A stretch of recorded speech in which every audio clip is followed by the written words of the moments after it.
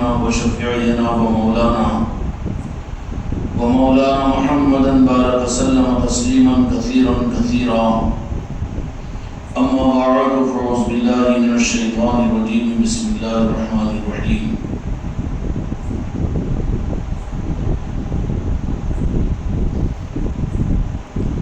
قل لا أسألكم عليه أجرا مبددا في القربى.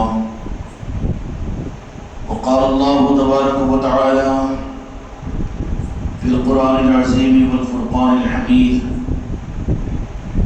والسابقون الأولون من المهاجرين والأنصار والذين اتبعوهم بإحسان رضي الله عنهم ورضوا عنه وأعد لهم جنات تجري تحتها الأنهار خالدين فيها أبدا ذلك الفوز العظيم ذلك الفوز العظيم ذلك الفوز العظيم. وقال الله تبارك وتعالى في شان حبيبه: إن الله وملائكته يصلون على النبي يا أيها الذين آمنوا صلوا عليه وسلموا تسليما. اللهم صل على محمد وعلى آل محمد وبارك وسلم. صلاة وسلام عليك يا رسول الله، صلاة وسلام عليك يا حبيب اللہ. محترم حاضرین و حاضرات، آپ حضرات کا رجب الرجب کے مبارک مہینے میں خواجہ خواجگان سیدنا خواجہ معین الدین چشتی اجمیری رحمۃ اللہ علیہ کی نسبتوں کی محفلوں کا اہتمام اور مختلف خانقاہوں کے اندر میں محفل سماع کا انعقاد اس لیے کہ اللہ تبارک و تعالیٰ کا نظام ہے کہ مخلوق کی چاہت بڑھتی ہے تو اللہ تعالیٰ کی نوازشیں بڑھتی ہیں. ہندوستان کے مالک خواجہ خواجگان خواجہ معین الدین چشتی اجمیری رحمۃ الرضوان کی محبت اور نسبتوں کے لیے اپنی خانقاہوں میں، اپنے گھروں میں، گلی کوچوں کے اندر میں آپ حضرات نے جب فیضان چشتیہ کے نسبتوں کی محفلوں کو قائم کیا تو پھر یہ قبولیت کی دلیل کے طور پر اس سے آگے کی نعمتیں خواجہ خواجگان کے واسطے سے ہم کو اور آپ کو یہ ملی ہے کہ آج ہم اور آپ یہاں پر جمع سیدنا امام جعفر صادق علیہ السلام جو جد اعلیٰ ہے خواجہ خواجگان خواجہ معین الدین چشتی اجمیری رحمۃ الرضوان کے، اور ائمہ طریقت میں نہیں بلکہ دنیا کے چاروں کونوں میں اگر دین اور شریعت کے معاملات میں کہیں پر کوئی رمق اور کوئی نورانیت اور کچھ حق نظر آتا ہے تو اس کی اصل اور اس کی جڑ سید امام جعفر صادق علیہ السلام ہے. صرف یہ معاملہ روحانیت کے میدان میں نہیں ہے، وہی سید امام جعفر صادق علیہ السلام ہی کا نظام ہے کہ آپ کو اپنے ضلع عادل آباد کے اندر میں مستقر عادل آباد پر سیدنا سراج الدین اولیاء راجن شاہ ولی کی صورت میں نظر آئے گا، اور اسی طریقے سے آپ کو ہر علاقے کے اندر میں جو اولیاء کے آستانے ہیں، جتنی خانقاہیں ہیں، یہ ساری خانقاہیں اور اولیاء کے آستانے اور ان آستانوں سے اور ان چوکھٹوں سے، ان خانقاہوں سے انسانیت کو فیض مل رہا ہے، اس کی اثر بھی سید امام جعفر صادق علیہ السلام ہے. سیدنا امام جعفر صادق علیہ السلام کی ذات وہ ذات ہے کہ جن کو رب العالمین نے اپنے محبوب کی امت میں قیامت تک کے لیے انسانیت کو نوازنے کے لیے وہ مرکزیت عطا فرمائی کہ قیامت تک کا زمانہ امام جعفر صادق علیہ السلام کی نسبت سے خالی نہیں ہو سکتا. صرف روحانیت کے نظام، صرف ایمان کی میراث نہیں اور علم علی اور علم قرآن و حدیث کی میراث نہیں، بلکہ بالمقابل اس کے یہ بتا دیا کہ امامت تو امام الاولیاء کی ہے. جیسے منطبت میں میرے عزیزم نے یہ بات پڑھی ہے کہ یہ کائنات تو دکھتی ہے، یہ چاندو سورج اور زمین تو نظر آتے ہیں، لیکن حقیقت میں یہ شامیانہ حسین کا ہے. اس کا مطلب کیا ہے کہ وہ شامیانہ جس کے ذریعے سے انسانیت اپنی زندگی کو سکون اختیار کرے گی اور اپنے دنیاوی اور اخروی سارے حالات میں کامیابی کی منزلوں کو طے کرے گی۔ دنیاوی اعتبار سے بھی کامیابیوں کے لیے ضروری تھا کہ ان کی دستگیری کی جائے، اور دنیا کے لیے بھی ضروری تھا کہ ان کی صحیح رہبری کی جائے، دنیا کے لیے بھی ضروری تھا کہ دنیا کے نظام کی بھی صحیح دستگیری کی جائے۔ اس کے لیے اللہ تبارک و تعالیٰ نے تو جہاں کے مالک اور میرے آقا نے اور مولا علی نے قیامت تک کے لیے جس ذات کو دستگیری کا مرکز بنایا وہ سیدنا امام جعفر صادق علیہ السلام کی ذات ہے۔ سیدنا امام جعفر صادق علیہ السلام کی ذات تک جو کچھ بھی دنیا کو ملا وہ اسلام اور ایمان کی صورت میں، اور انسانوں کو جو ملا وہ اخلاق اور کردار کی صورت میں، اور رحمت العالمین کی رحمت کی نسبتوں کے ذریعے سے جو کچھ بھی خیرات ملی۔ لیکن امام جعفر صادق علیہ السلام کا زمانہ وہ ہے کہ اگر آپ کی ذات پر اگر غور کریں گے تو پتہ یہ چلے گا کہ مدینے کا رخ انسانیت کے لیے عجیب انداز سے وہاں سے پلٹا ہے۔ چنانچہ امام جعفر صادق علیہ السلام کا زمانہ دنیاوی اعتبار سے بھی انسانوں کی ترقیات کا بہت اونچا زمانہ تھا۔ علوم دنیاویہ کے اعتبار سے سائنس اور طب اور اسی طریقے سے علم ریاضی اور علم فلکیات اور اسی طریقے سے بہت سے علوم دنیا میں اس درجے کے اندر میں کونے کونوں کے اندر میں مروجہ ہونے کی وجہ سے لوگ یہ سمجھ رہے تھے کہ ہماری دنیا کے لیے تو ضرورت ہے کہ ہم کبھی یونان والوں کے فلسفے کو اختیار کریں اور کبھی سوڈان والوں کے فلسفے کو اختیار کریں، اور دنیا کے انسانوں کی نظریں اپنے دنیاوی اعتبار سے دنیا کے مادیت کی طرف میں جا رہی تھی، اور یہ سمجھا جا رہا تھا جیسے زمانے کے اندر میں یہ بہت کم ظرفی کا ایک مزاج ہے کہ جو یہ سمجھتے ہیں کہ دین کی تعلیم اگر حاصل کر لیں تو وہ صرف دین کے ہو کر رہ جاتے ہیں اور دین کے حساب میں محدود ہو جاتے ہیں،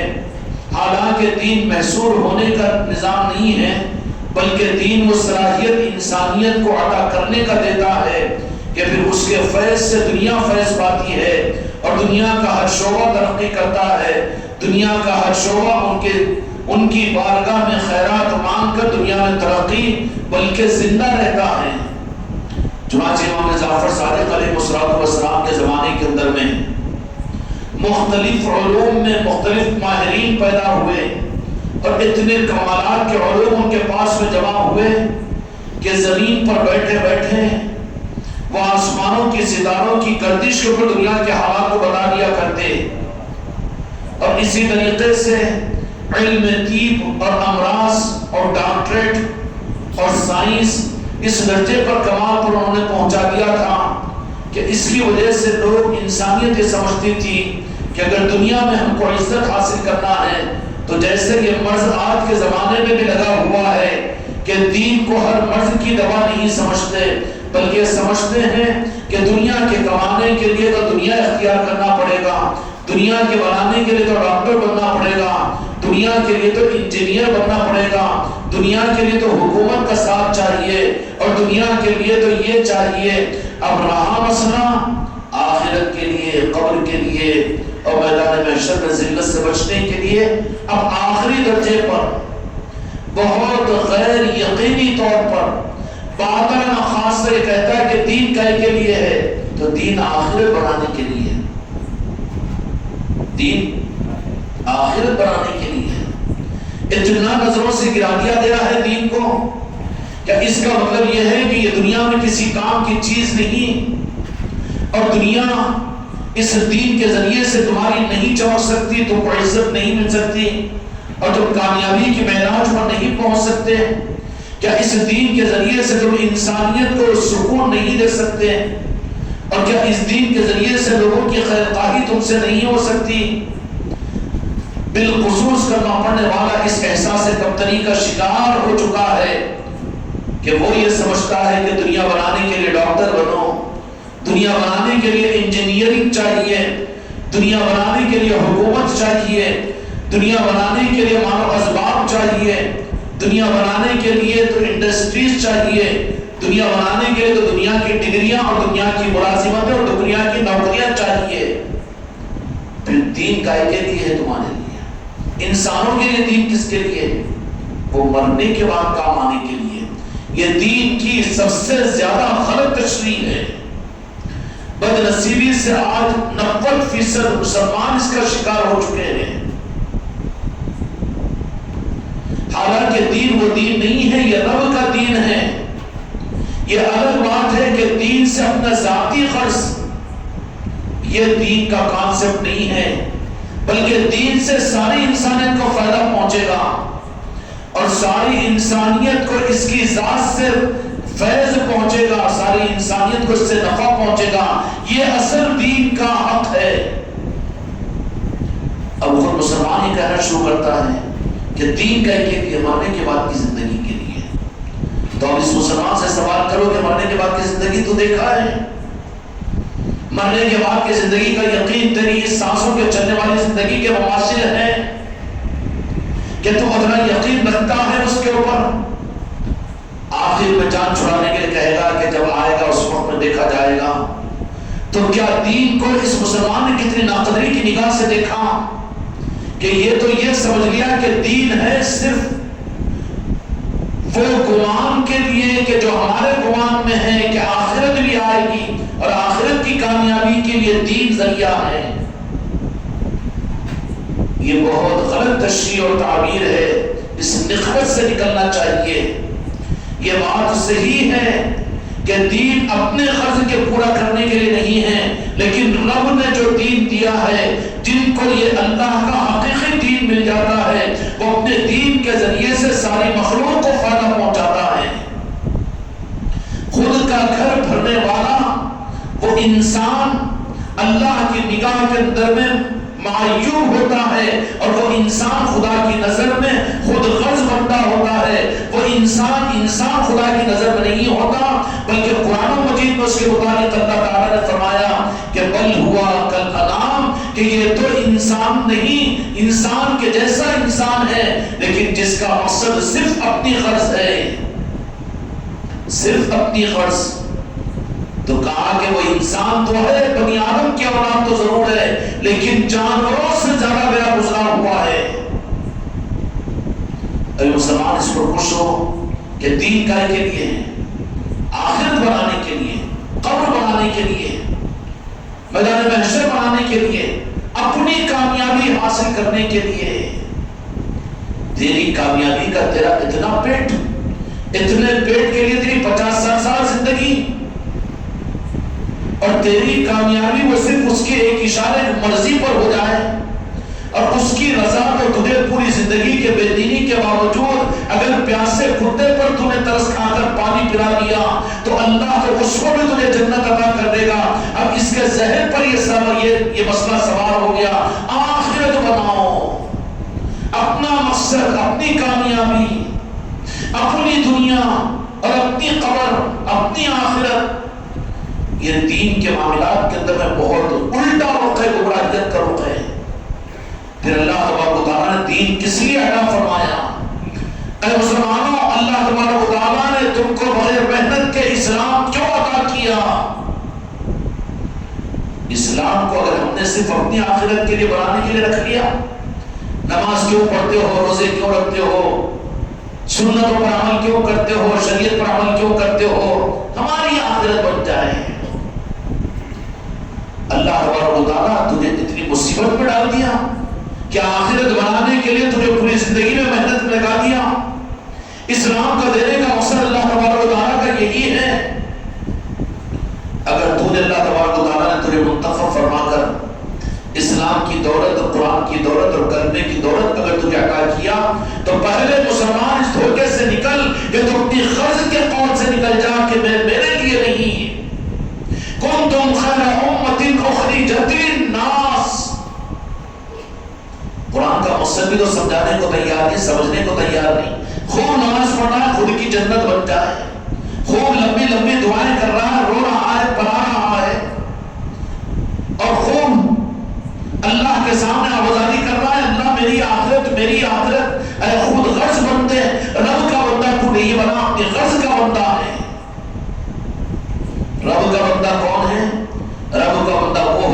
اپنے کو رب کے حوالے کر دے گا.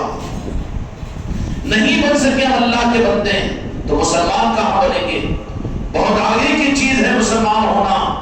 مسلمان ابھی تو اللہ کے بندے نہیں بن سکے، ابھی اپنے غرض کے بندے ہیں. اسلام کیوں ملا؟ دعائیں کر کر کے اپنے دنیا کو بنانے کے لیے، فاتحہ پڑھ پڑھ کے کاروبار چلانے کے لیے، اور قرآن پاک کی آیتیں پڑھ پڑھ کے روزی لوٹنے کے لیے، سودی کاروبار چلانے کے لیے، بیوہ بہنوں کا حق مارنے کے لیے، بھائیوں کا حق تلف کرنے کے لیے، انسانیت کو تکلیف پہنچانے کے لیے. یہ خود غرض بندہ ہے. اب یہ بندہ نہیں بن سکا، مسلمان کہاں بنا؟ مسلمان کون ہے؟ جو اپنے غرض کے لیے نہیں جیتا. بندوں میں سے نکال کر خدا نے اگر مسلمان بنا دیا تو مسلمانوں مسلمان کی پہلی تشریح معلوم کرو. اللہ نے بندوں کے اندر میں سے نکالا، تمہیں مسلمان بنایا، اسلام دیا، تب تم اپائنٹ ہو گئے ہو اوپر والے کے پاس. کہے کے لیے کنتم خیر امۃ اخرجت للناس، کہ تم کو ہم نے نکالا ہے سارے انسانوں کے لیے خیر امت بنانے کے لیے، سارے انسانیت کے لیے تمہیں نکالا ہے. یہ کتنا خود پرست بندہ. میری بیوی، میرے بچے، میری پیٹ پوجا، میرے اچھے کپڑے، میری دنیا، میرا مکان، میرا کاروبار. لا حول ولا قوت الا باللہ العلی العظیم. یہ بہت غلط رخ ہے. توبہ کرو اس رخ سے، توبہ کرو اس رخ سے. ہم اپنے لیے پیدا نہیں کیے گئے. اگر ہم رب کے بندے اگر ہوں گے، رب کے بندے ہوں گے تو رب کے ذمے خدا کی قسم واجب ہے کہ ہم بندے ہونے کی حیثیت سے ہمارا ایک نمک کے کھڑے کی ضرورت بھی اور ہماری آخرت اور جنت بھی وہ رب کے ذمے ہے. اس کی فکر ہمارے ذمے نہیں ہے. بندے ہی نہیں بن سکے نا، کہاں مسلمان بنے؟ اگر میں کہوں یہاں پر بیٹھ کر کے تم مسلمان نہیں ہو تو کتنا چڑھا جائے گی، کتنا غصہ آ جائے گا. لیکن قرآن پاک کے مطابق میں ابھی یہ تو خود غرضی کا بندہ ہے. نوکری کر رہا ہے تو اپنی غرض کے لیے، گھر بنا رہا ہے تو اپنی غرض کے لیے، دکان چلا رہا ہے تو اپنی غرض کے لیے، پیٹ پوجا کر رہا ہے تو اپنی غرض کے لیے، تنخواہ کما رہا ہے تو اپنی غرض کے لیے. تو غرض کا بندہ ہے، رب کا بندہ نہیں بن سکا. رب کا بندہ ہو گیا، اس کی پہچان کیا ہوگی؟ کہ وہ کسی معاملے میں بھی یہ نہیں کہے گا کہ ہائے میرا کیا ہوگا. وہ یہ کہے گا کہ یا اللہ تو نے مجھے اپنا بندہ بنا لیا، لیکن مجھ سے تیرا بندہ بننے کا حق ادا نہیں ہو سکا. تو نے تو مجھے اپنا بندہ بنا کر اسلام دے کر سارے انسانوں کو فائدہ پہنچانے کے لیے مسلمان بنایا، لیکن میں وہ بدنصیب ہوں کہ جو اپنی پیٹ پوجا کے اندر اپنی زندگی کا مقصد بنایا ہوا ہوں. اس سے زیادہ کمینہ پن یہ ہے کہ دین کے معاملات میں مسلمان یہ سمجھنا شروع کر دے کہ دین کائے کے لیے ہے، نماز کائے کے لیے ہے، شریعت کائے کے لیے ہے، حلال کائے کے لیے اور حرام کائے کے لیے. وہ آخرت کے لیے، آخرت کے لیے، آخرت کے لیے. تو ذرا کہو پھر آخرت کو تو دیکھا ہے؟ آخرت کو ارے میاں جب معاملہ آگا، جب دیکھا جائے گا نا، جو چیز ہے نہیں سامنے اس کے چکر میں پڑا ہوا ہے. ہوا ہے مگر کیا کریں گے؟ مجبوری کو نماز پڑھ لیتے، مجبوری کو دین پر چل جاتے. کیوں کہ اسلام کیا ہے یہی مسلمانوں کو نہیں پتا. مسلمان خود اسلام نہیں جان سکے. اسلام کی پہچان یہ ہے کہ یہ خود غرض نہیں ہوگا بلکہ اپنی ذات کے ایک ایک پائی سے اور اپنی زندگی کے ایک ایک سانس سے خلق کو اور انسانوں کو فائدہ پہنچائے گا.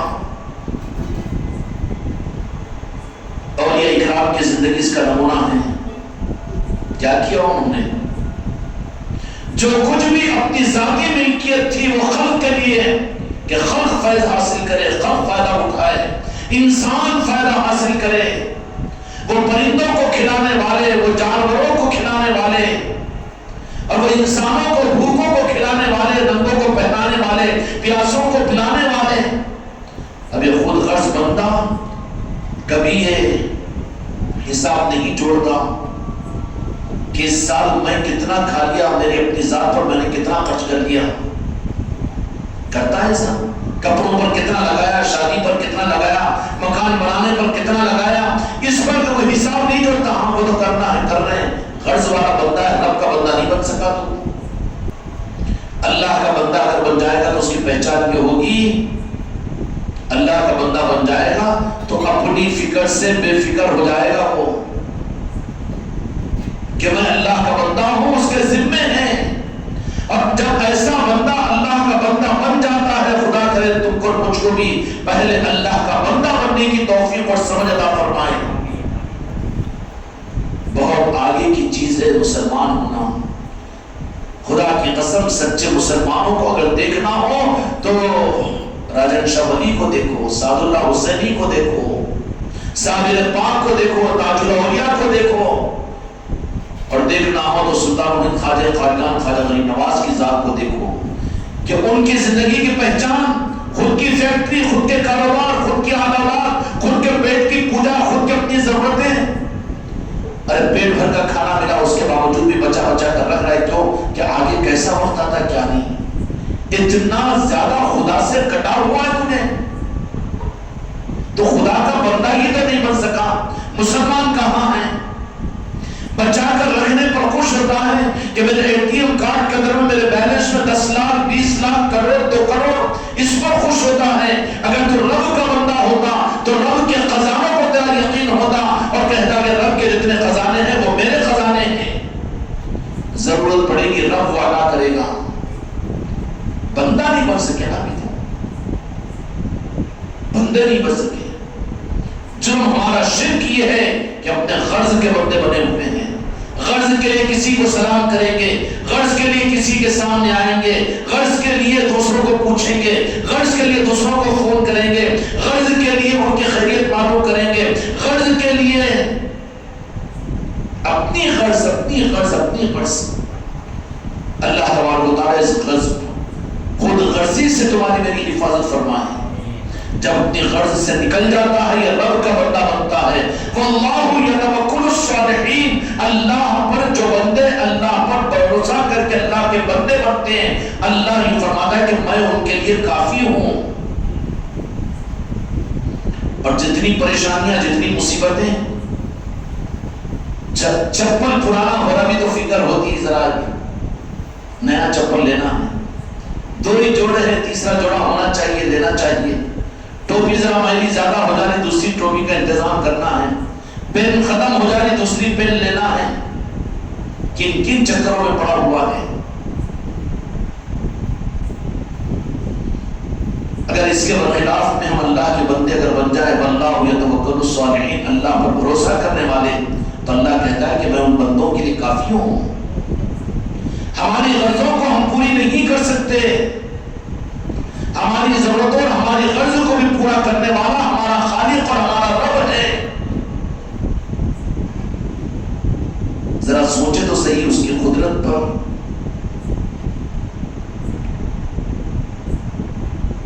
کرونا کی بیماری آئی، اس کے ویکسین، اس کے لیے جو علاج تھے، اس کے لیے جنگل میں پودے کس نے لگوائے، آسمانوں سے بارش کس نے برسائی، زمینوں سے وہ ادویات کس نے نکالی، وہ نظام کیسے چلا، انسانوں کے دماغوں کو کس نے استعمال کیا، لیب کا نظام، ترقیات کا نظام، جو کچھ بھی ظاہری اسباب بنے وہ سب کس نے کیے. بیماری بعد میں آئی، علاج خدا پاک نے پہلے رکھ دیا. بچہ بعد میں پیدا ہوتا ہے، آنے سے پہلے ماں کے پستانوں میں دودھ اللہ تبارک و تعالیٰ دے دیتا ہے.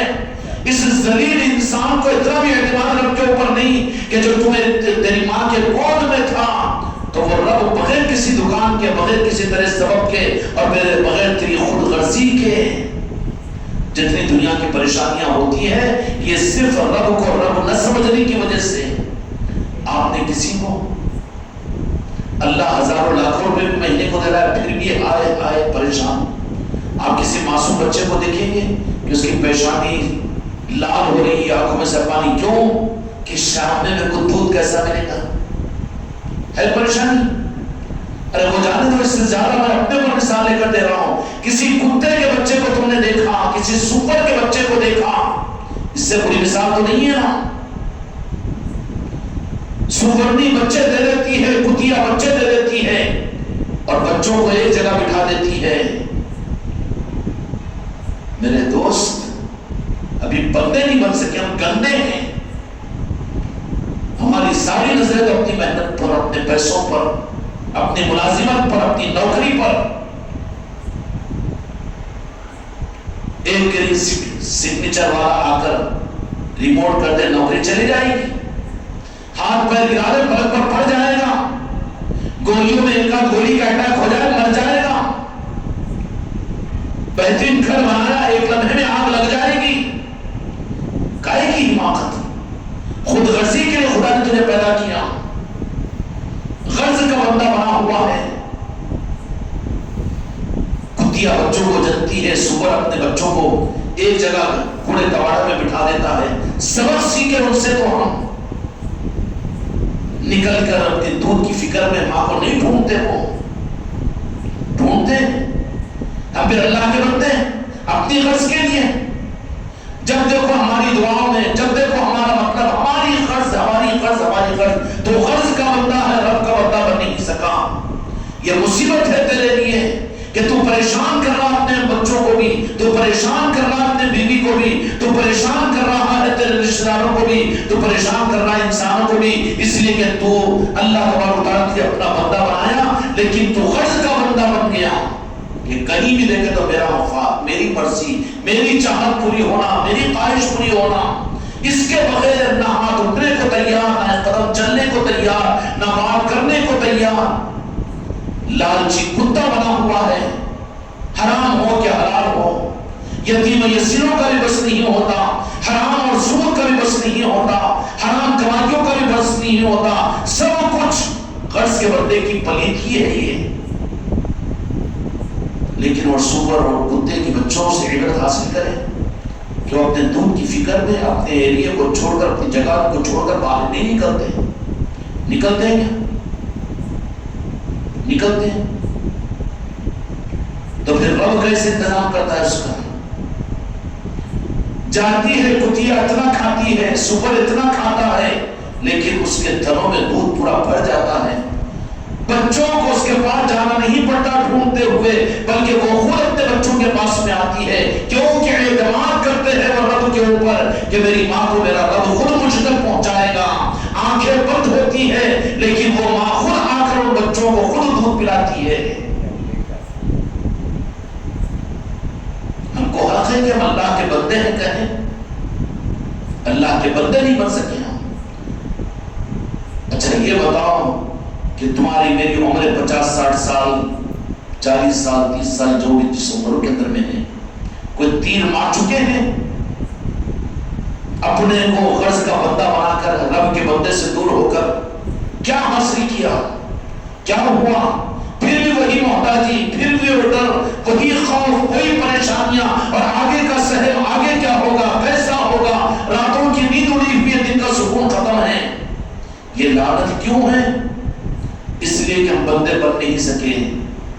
اللہ تبارک و تعالیٰ فرماتا ہے کہ میں سور کتوں کو روزی دینا میرا کام ہے، آم کے اندر میں رہنے والے کیڑوں کو میں روزی پہنچاتا ہوں، پتھر کے اندر کے ٹڈوں کو میں روزی پہنچاتا ہوں۔ اے میرے بندے کہ تو یہ سمجھتا ہے کہ میں روزی نہیں پہنچا سکتا تجھے اپنی دکان پر، اپنے دماغ پر، اپنی صلاحیت پر، اپنی عقل پر، اپنی ملازمت پر، اس پہ تو مجھ پر کہاں اعتماد کر رہا ہے؟ پھر اب آپ یہ کہیں گے کہ پھر کیا محنت نہیں کرنا چاہیے؟ محنت اپنی غرض کے لیے نہیں بلکہ رب کا حکم سمجھ کر کرو، اور محنت کرو، خوب کماؤ، خوب محنت کرو۔ کائے کے لیے؟ خود کی ذات کے لیے نہیں، بلکہ اللہ نے جن کا حق تمہارے اوپر رکھا ہے ان کا ادا کرنے کے لیے۔ ہر انسان کا حق ہے تمہاری کمائی میں۔ میری اولاد، میری ناتی پوتی، میرا گھر، میرا ہی سنسار، میرے لوگ، میرے مسلمان، میرے محلے والے نہیں، بلکہ تجھ کو، تو نے جو کچھ کمایا ہے اس میں صرف تیرا حق، اگر تو حق کو مارنے والے میں شامل ہوگا، اس کمائی میں چاہے 10 روپے کیوں کمائی نہ ہو، اس کے اندر اللہ تبارک و تعالیٰ نے حقوق رکھے ہیں یہاں سے وہاں تک۔ ہر انسان کا اس کا حق ادا کر، بیوی بچوں کا حق ادا کر، جو مقصد جن کے حقوق اللہ نے ہمارے اوپر رکھے ہیں، پھر اپنی ذات کے لیے نہیں، اپنی ذات کے لیے پھر تیرا کیسا ہوگا؟ ہمارے لیے رب کافی ہے۔ کون ہے؟ کما کیوں رہے ہیں؟ پھر مہینے کو 10 لاکھ کیوں کما رہے ہیں؟ 2 لاکھ کیوں کما رہے ہیں؟ اللہ نے حقوق رکھے ہیں کہ بیوی بچوں کا نفقہ ادا کرو، خاندان والوں کے حقوق ادا کرو، غریب و مسکینوں کی مدد کرو، بھوکوں کو کھلاؤ، بندوں کو پہناؤ، انسانوں کو عطا کرو۔ دینے والا ہاتھ بہتر ہے لینے اور مانگنے والے ہاتھ سے۔ یہ تمہارے گھروں کے اندر میں، تمہارے گاؤں کے اندر، تمہارے محلوں میں خانقاہ کے ذریعے سے جو لنگروں کا نظام ہے، کائے کے لیے ہے؟ یہ اتنا کر لیے چاپٹر کلوز، اس کے لیے نہیں ہے، سچے بندے بنانے کا نظام ہے۔ غرض سے نکالو اپنے آپ کو، ورنہ غرض کے بندے بن کر قبر میں جاؤ گے تو رب کہے گا کہ تم بندے بھی نہیں بن سکے، تو اسلام پر تم سے سوال کیا کیا جائے گا؟ غرض کے بندے، ساری مصیبت، ساری پریشانیاں، کروڑ پتی اور لکھپتی ہونے کے باوجود بھی سب پھر بھی پریشانی، شوکار بھی پریشان، بھیکاری بھی پریشان ہے، نہیں ہے؟ ایک 5,000 مہینے کو کماتا انہیں بھی پریشان، اور پھر 1.5 لاکھ کمانے والا بھی پریشان، ڈاکٹر بھی پریشان، مریض بھی پریشان۔ یہ پریشانیوں میں کیوں ہے انسانیت؟ اس لیے کہ بندے نہیں بن سکے۔ اس لیے سارے انسانوں کو یہ بات کہو کہ جو تمہارا پالنے والا ہے وہی تمہارا رب ہے، اور وہ تمہارے لیے کافی ہے۔ دل کی گہرائیوں سے اس کو پکارو، اپنے من کو، اپنے دل کو اس کے لیے کھولو کہ ہم تیرے پیدا کیے، ہم تیرے بندے ہیں، تو ہی ہمارے لیے کافی ہے۔ بندے بن جاؤ، غرض کے بندوں سے نکلو، اغراض سے نکل جاؤ، خود غرضی کو ختم کر دو۔ اپنی اپنی غرض کے لیے تو حیوان، کتے اور سپر زندگی گزارتے ہیں۔ اگر تو انسان ہو کر بھی، رب کا بندہ ہو کر بھی اپنی ہی غرض کے لیے، اپنے ہی مفاد کے لیے جی رہا ہے تو بہتر ہے سپر اور کتے بھی تو۔ اب اس کے بعد درجہ آتا ہے کہ پھر بندے ہونے کے بعد اوپر جب اٹھتا ہے تو پھر مسلمانیت کا درجہ آتا ہے۔ مسلمان کیا ہے؟ پلان بنا کر، دھوکہ دے کر لوگوں کو ان کی دنیا بٹورے اور کھینچے، ظلم کر کے لوگوں کا مال کھینچے، تدبیریں بنائیں، لا حول ولا قوت، اسلام کے نام پر کلنک نہیں ہے۔ پھر مسلمان کون ہے؟ جو کچھ بھی اس پر ہوگا، اخرجت للناس، اللہ تبارک و تعالیٰ نے فرمایا کہ ساری انسانیت کے لیے ہم نے نکالا ہے۔ پھر وہ یہ نہیں دیکھے گا کہ اپنے بیوی بچوں پر خرچ کروں، یا مسلمانوں پر خرچ کروں، یا اپنے مریدین پر خرچ کروں، یا اپنے خاندان اور قبیلے پر خرچ کروں، بلکہ وہ خرچ کرنے میں جو کچھ اس کے پاس میں ہے، جیسا موقع رب کی مرضی کا سامنے آئے گا، اس کا ہاتھ ساری انسانیت کے لیے کھلا پڑے گا۔ غرض کے بندے ہیں تو اپنی غرض کے لیے تو ہاتھ کھلا ہے ہمارا، کبھی حساب بھی نہیں کرتے کتنا مہینے کو ہم اپنے پر خرچ کرنی ہے، مگر وہ حساب اگر مخلوق کے لیے استعمال ہوا تو کتنا جوڑ دیں، اتنا وہ غریب کو دے دیا، اتنا وہ کر دیا، یہ لنگر کرا دیا، وہ کرا دیا، یہ کرا دیا، ہوتا ہے نہیں ہوتا ہے؟ یہ غرض کے بندے ہیں، مسلمان نہیں بن سکے بھی۔ مسلمان کون ہے؟ مسلمان تو وہ ہے اخرجت للناس، کہ اپنے سارے انسانوں کے لیے تمہیں نکال دیا کہ ہر انسان تم سے فائدہ حاصل کرے۔ صرف مسلمان نہیں، صرف تمہارا گھر نہیں، تمہارے بیوی بچے نہیں، تمہارا خاندان نہیں، تمہاری قوم نہیں، تمہارا علاقہ نہیں، بلکہ ساری خلق کے لیے اللہ تبارک و تعالیٰ نے تم کو اور مجھ کو نکالا ہے۔ اگر مسلمان بنایا تو پھر ہر ایک کی خیر خواہی، اب دنیا کے انسانوں کو ضرورت پڑے گی بیماریوں کے علاج کی، انسانوں کو ضرورت پڑے گی ان کے مکانات کی انجینئرنگ کی، دنیا کے انسانوں کو ضرورت پڑے گی علم ریاضی کی، دنیا کے انسانوں کو ضرورت پڑے گی ان کے علاقے جغرافیہ کی، دنیا کے انسانوں کو ضرورت پڑے گی اور علوم کی۔ تو کیا اس علوم کے لیے انسانیت، ان علوم کے لوگوں کے جن کے پاس میں وہ علوم ہے وہاں بھٹکے نہیں، بلکہ امام جعفر صادق علیہ السلام مدینہ منورہ کے اندر اپنی خانقاہ کو مرکز بنایا، اور وہاں پر ان سارے علوم کے ماہرین کو اپنی صحبت میں رکھا، مریدین کو، اور ایسے تیار فرمایا۔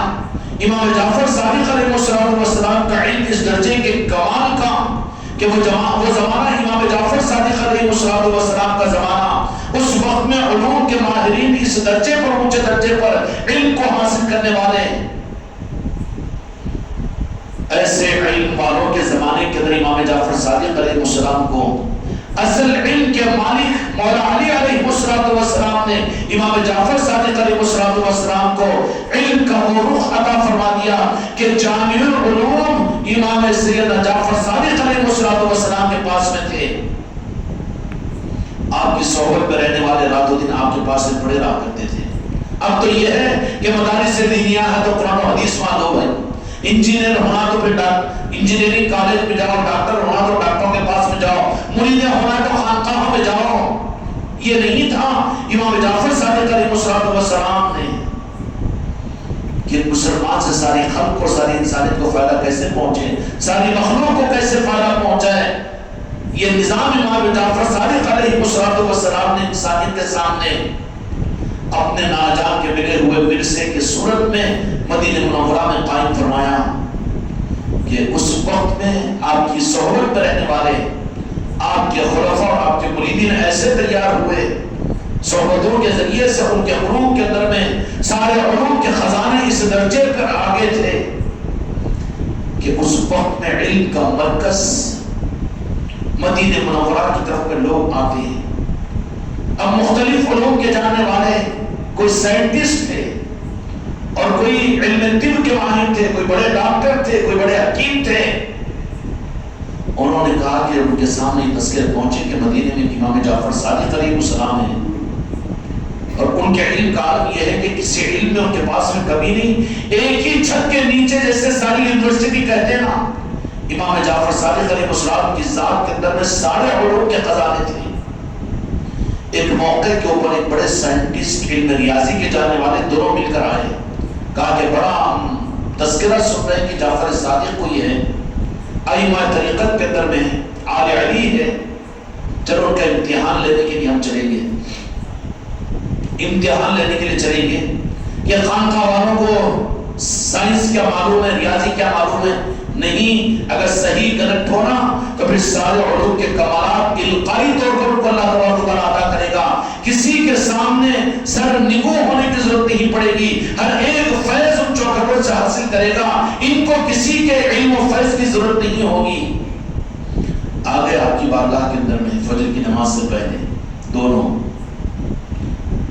اور خانقاہ کا عام لنگر چلتا تھا، آئے ہوئے مہمانوں کو، وہ تھے یہودی، کہا کہ آج تو امتحان لیں گے۔ امام جعفر صادق علیہ السلام کے خانقاہ کے اندر میں باہر کے آئے ہوئے مہمانوں کے لیے وہ جو سوالات لے کر آتے تھے اور جس مقصد کے لیے وہ آتے تھے، ان کے لیے وقت مقرر تھا کہ ناشتہ واشتہ کروا دیا جاتا، اس کے بعد ان کو بلایا جاتا۔ تو خانقاہ میں بیٹھے ہوئے تھے، انہوں نے آپس میں تذکرہ کیا کہ بہت سے تو آئے، پیاس بجھا کر چلے گئے، لیکن ہم اپنے علم کے اتنے ماہر ہیں کہ یہ جواب تو نہیں دے سکیں گے، ہم بتا دیں گے، پتہ چلے گا ان کو کہ ایسے سوالوں میں الجھا دیں گے، سوالوں میں الجھا دیں گے کہ اس کا جواب امام صادق علیہ السلام نہیں دے سکتے۔ حضرت تو حجرے کے اندر میں امام جعفر صادق ہمارے آقا، اور یہ تذکرہ ہو رہا ہے، باہر بیٹھے ہوئے ہیں۔ تو کہا کہ ٹھیک ہے، کیا بات ہے، اپنے مطالبات پرچیوں کے اوپر لکھو تو بتا دیے جائیں گے۔ تو انہوں نے کہا کہ ویسا نہیں، ہم کو راست بات کرنا ہے، کیوں کہ بات بڑی اہم ہے، ہم چھوٹے لوگ نہیں ہیں، ہم سائنٹسٹ ہیں، ہم بڑے علم کے جاننے والے ہیں، اور ہم کو ہماری حکومتوں نے بھیجا ہے تمہارے پاس میں، ہمارے ناک کے باقی رہنے کٹنے کا مسئلہ ہے، لہٰذا راست خود امام جعفر علیہ السلام سے بات کرنا چاہتے ہیں۔ کہا کہ امام جعفر صادق علیہ السلام بات نہیں کر سکتے۔ امام جعفر صادق علیہ السلام نے کہا کہ تمہارے جو مسائل تم لے کر آئے ہو، ایک کا نام ایک خلیفہ کا لیا اور دوسرے کا نام فلاں کو لیا، کہ کہا کہ تم جو جاؤ ان کے پاس میں جاؤ، ان کے پاس میں جاؤ، اور وہ جو پوچھے جواب دے دو۔ جب یہ دونوں حضرات گئے کہ آپ کا مطلب کیا ہے، مدعا کیا ہے، تو پھر ان لوگوں نے کہا کہ امام جعفر تو تم معلوم نہیں ہوتے۔ کہا کہ نہیں، کون ہے؟ ہم طالب علم ہیں اس خانقاہ کے۔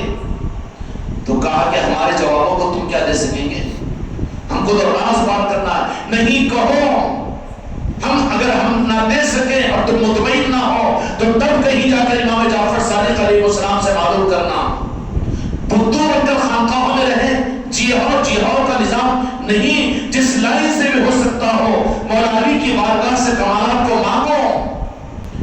اسے اپنی صلاحیتوں کے ساتھ اپنی نسبتوں کو مولا علی کی چوکھٹ سے قائم کرو.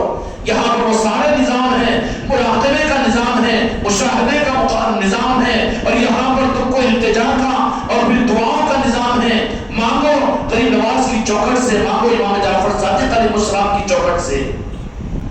امام جعفر صادق علیہ السلام کے شاگردوں نے کہا کہ ٹھیک ہے ہمارے حضرت سے ملاقات تو ہوگی بعد میں، لیکن آپ کے مسائل کو لے کر. تو بولے کہ تم لوگ، ہم تو اپنی حکومتوں کی طرف سے ہمارے بادشاہوں نے ہم کو بھیجا ہے، ہم یونان سے آئے ہیں. تو کہا کہ پہلے بتائیے تو صحیح. تو تم شاگرد تم کیا بتائیں گے؟ ہمارا دعویٰ تو یہ ہے کہ تم امام جعفر صادق خود نہیں بتا سکیں گے، نعوذ باللہ. تو شاگرد تو شاگرد تھے کہ پہلے شاگردوں سے تو نمٹا، اس لیے کہ نسبتوں پر ان کو زام ہوتا ہے، کیونکہ صحبتوں سے جو چیز ملتی ہے وہ کتابوں سے نہیں ملتی. نظروں سے اور نسبتوں سے جو چیز ملتی ہے وہ بھاری پڑتی ہے دنیا پر. انا مدینہ العلم بابها علی، کہ جن کی نسبتیں مولا علی کی چوکھٹ سے جڑی ہوئی ہو وہ دنیا میں زیر نہیں ہوگی، ہر زمانے کے اندر پوری دنیا پر غالب ہوگی. اب انہوں نے کہا کہ کوئی مسئلہ ہی نہیں پہنچنے تک کا، تو ٹھیک ہے بچوں کو نمٹا دو تاکہ وہاں تک پہنچ سکے. اس کے لیے بادہ ناخواستہ انہوں نے اپنے مسائل رکھے، ایک مسائل، دو مسائل، تین مسائل. تین بس ہو گیا اور کچھ ہے؟ تو بولے کہ پہلے اس کا جواب تو دو. تو جواب دینے والے شاگرد نے امام جعفر صادق علیہ السلام نہیں، بلکہ ان کے شاگرد اور ان کے مرید نے 3 سوالوں کے 30 جوابات دے دیے. تو بولے کہ تو ہمارے وہم و گمان میں نہیں تھے. اس کے بعد میں انہوں نے تحریر لکھ کر بھیجی کہ ہم کو سمجھا دیا آپ نے. جب آپ کے شاگرد اور آپ کے مریدوں کا یہ عالم ہو تو پھر آپ کا کیا عالم ہوگا؟ خانقاہیں مریدین کے ذریعے سے پہچانی جائے گی، آج رکھی جائے گی، اس لیے کہ نسبتیں اگر کامل ہے تو تم کو کہیں پر ہلکا نہیں کیا جائے گا، بلکہ بہرحال بہر صورت تمہاری ہی کامیابی کا وہاں پر جھنڈا گڑے گا.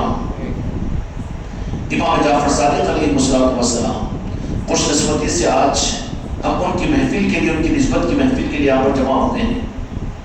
امت میں یہ چیز تھی، کنڈوں کے نام پر گھروں میں دعوتیں ہوتی تھی، لیکن کنڈے جانتا ہے یہ کئی کنڈے، مٹی کے کنڈے. اس سے آگے کی بات نہیں، خالی فاتحہ کنڈے ہیں بس ہو گیا. پھر کھلانا کہ نہیں کھانا، میں، میری بیٹی، میرے داماد، میرا بیٹا، سنی لوگ آنا، فاتحہ دینا، کھانا، ہاتھ پھول کے چل جانا. کنڈوں کا مقصد یہ تھا، خود غرض بنا ہوا ہے یہ، اس سے آگے کے مقصد کو پہچانا ہی نہیں. جب خلق امام جعفر صادق علیہ السلام کے پاس میں مختلف ممالک کے لوگ آ رہے تھے، متبدل قسم کے لوگ، تو آپ کی خانقاہ کے اندر میں کھانے کے پکوان ہوتے تھے ان کے مزاجوں کے مطابق کے، تو کوئی ویج، کوئی نان ویج، کوئی فروٹس، کچھ یہ کچھ وہ، تو ہر قسم کے دسترخوان آپ کے پاس ہے بچھے ہوئے ہوتے غذاؤں کے. اور اسی کے ساتھ میں برتنوں میں سونے کے برتن، چاندی کے برتن وہ تو نہیں ہوتے تھے، لیکن اس زمانے میں جو دھات چلتی تھی وہ دھات کے برتن. تو امام جعفر صادق علیہ السلام نے جب ذمہ داریوں کے اضافہ ہونے کا رب کائنات کی طرف سے جب اعلان ہوا، آسمانوں کے اندر میں اعلان ہوا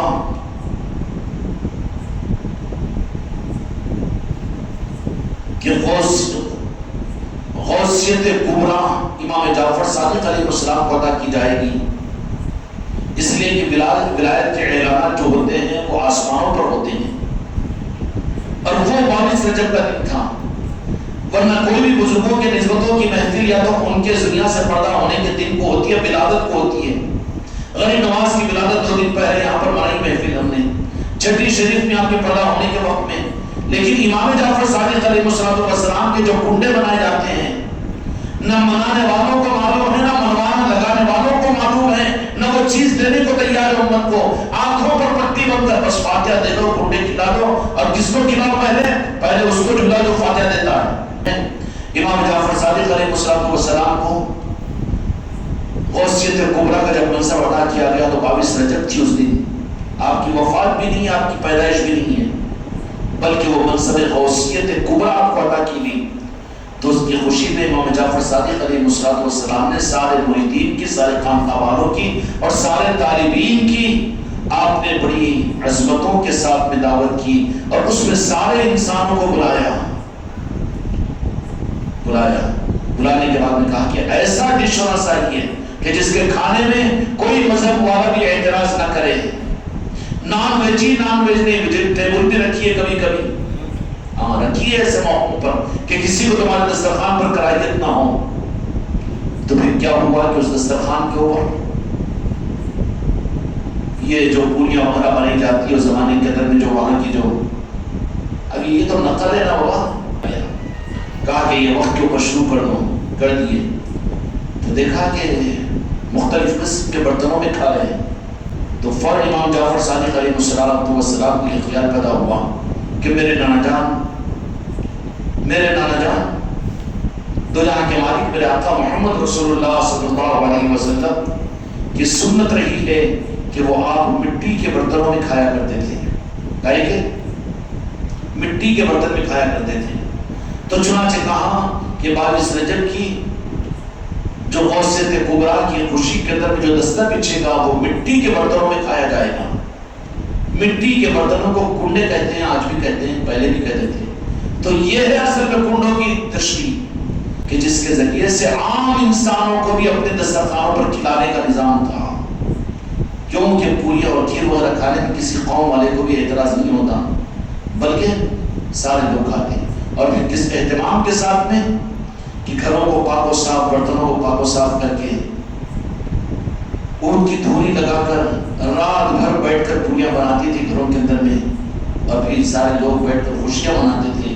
کنڈوں کی عید ہوتی تھی نا، اب تو یہ منڈا مسڈا بن گیا، لانے دو کھاتا ہوں، کھلانے کا آپشن ختم کہ ہر انسان کو ہم سے فائدہ پہنچے۔ اب ہمارا رخ کیا ہے کہ ہر انسان ہم کو فائدہ پہنچائے، نہیں تم رب کے بندے ہیں، تمہارے لیے رب کافی ہے۔ تم رب کے بندے کس کے لیے ہیں؟ تو تم دوسروں کو فائدہ پہنچانے کے لیے، دوسروں کو فائدہ پہنچانے کے لیے سوچو، راستے ڈھونڈو، اور خلق اور انسانوں کو فائدہ پہنچانے کے راستے ڈھونڈو۔ پیاسوں کو پانی پلاؤ، بھوکوں کو کھانا کھلاؤ، بیماروں کو دوا دارو دلاؤ، ہر انسان سے محبت کرو اور ہر انسان کا حق ادا کرو۔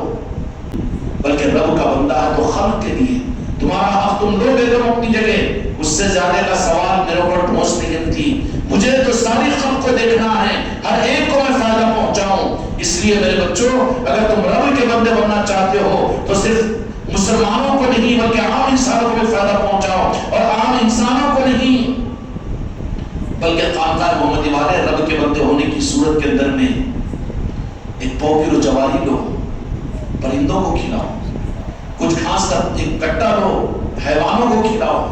تمہارا یہ کھلانا رب کے بندہ ہونے کی دلیل ہے کہ تم خلق کو فائدہ پہنچانے والے ہیں۔ سب سے لوٹ کھسوٹ کر خود کہ گھوڑے پہ کا کچرا بھی لاگے گھر میں تو کیا بس ہوگا تجھے؟ نہیں، بلکہ تم رب کے بندے ہوں گے تو ہر خلق کو فائدہ پہنچاؤ۔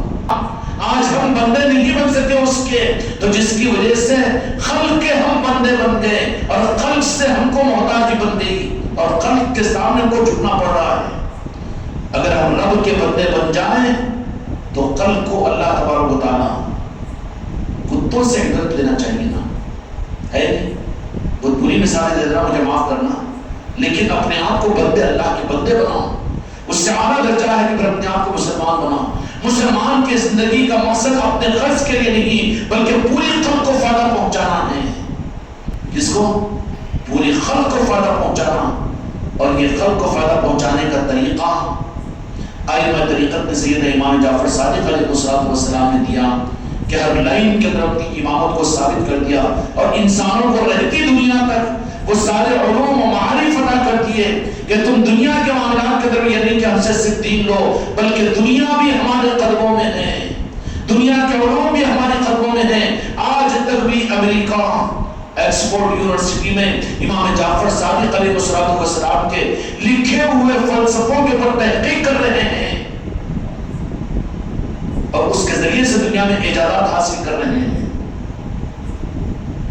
سمجھ میں آئی بات؟ اس لیے اللہ تعالیٰ تم کو اور مجھ کو رب کا بندہ بننے کی توفیق عطا فرمائے۔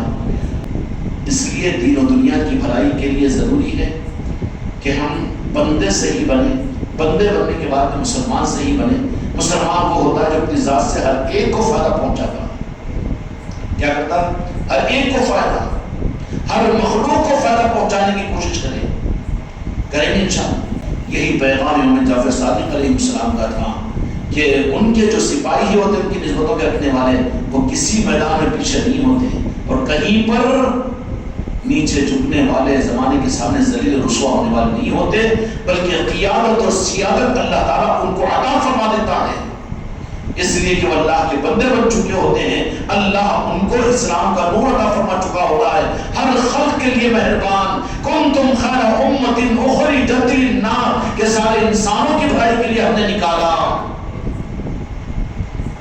اللہ تعالیٰ ہم کو اور آپ کو یہ دولت عطا فرمائے اور خلق پر خرچ کرنے کا جذبہ ہم کو عطا فرمائے۔ جب ہم اس مزاج پر آئیں گے تو خدا کی دنیا میں ان کو کسی کا محتاج نہیں بنائے گا۔ یہ ذلتوں کی زندگیوں سے بچنا ہے تو اپنی اولادوں کو عصمتیں بتاؤ، بزرگوں کے نظام سے جوڑو، کسی اولیاء کی چوکھٹوں سے انہیں بیعت کرواؤ اور پھر ان کے نظاموں کے ساتھ ان کو وابستہ کرواؤ۔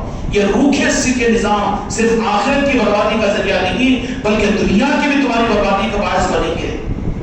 اپنے گھروں کے اندر اولیاء کی نسبتوں کی محفلیں کرو، 11ویں شریف ہے، گھومنے ہیں، یہ چیزیں عوض و بیکار نہیں تھے۔ غوث پاک کے نشان، غریب نواز کے نشان ہیں۔ مہمانوں کو، انسانوں کو کھلانا اور ان کی ضرورتوں میں کام آنا، یہ اللہ تبارک و تعالیٰ، ارحم من فی الارض یرحمکم من فی السماء، تم زمین والوں پر رحم کرو، آسمان والا تم پر رحم کرے گا، اور رحم کرے گا تو محتاج بنائے گا۔ 10 بیٹے بھی اولاد میں ہوں گے، 50 پوترے بھی ہوں گے، لیکن کہے گا کہ وہ میرا باپ ہے، ہوگا کہ نہیں ہوگا؟ عصمتیں ملے گی، سکون ملے گا۔ برخلاف اس کے بدعقیدگیوں کے راستے پر چلاؤ تو پھر نتیجہ کیا نکلے گا کہ وہ تم کو مشرک بولے گا، تم کو تمہاری زندگی کے اندر میں تم کو جہنم کے آگ پہ ڈال دے گا۔ اللہ تعالیٰ اپنی امت کو اپنے کرم سے صحیح روح عطا فرمائے اور اصلاح کی توفیق عطا فرمائے۔